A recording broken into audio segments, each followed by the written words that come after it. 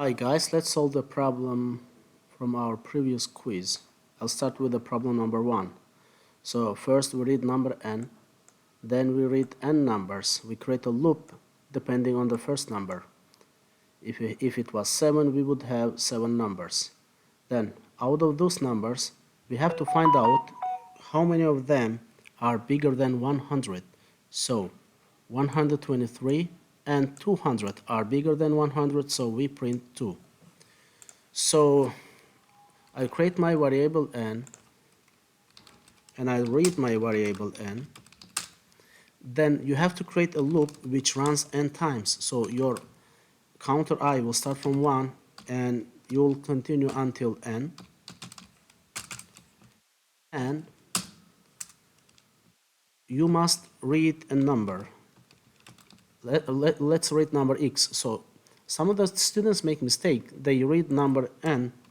Don't do it, because you already read it here and you use it for the loop. And if you read a number, it will change and it will also change, so you'll have a problem. That's why use some other variable for reading a number and don't forget to declare it. So now if x is bigger than 100, I will count it. Okay, so let's create a variable count which is 0 at the beginning, and if x is bigger than 100, I will increase the value of count by 1.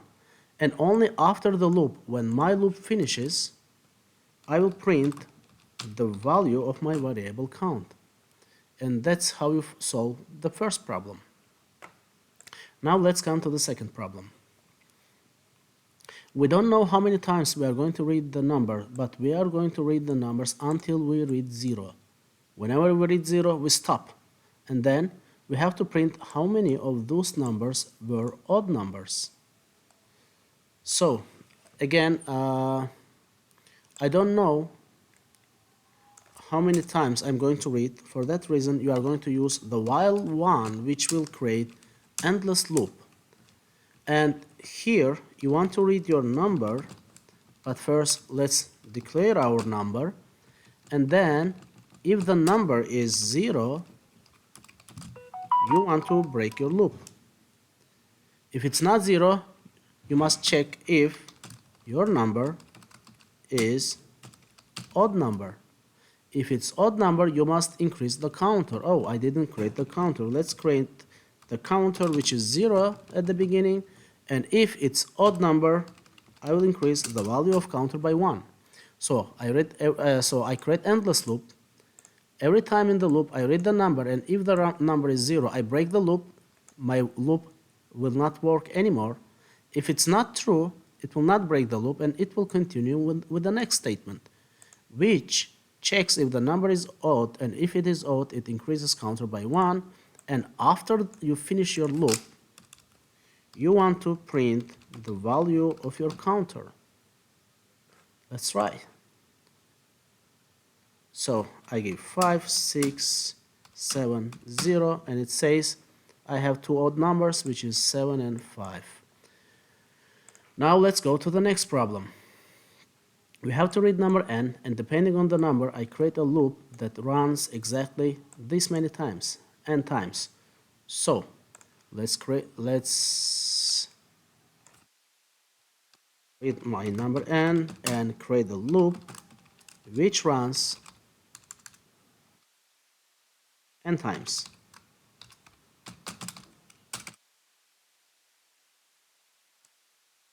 And now, what do we do in the loop?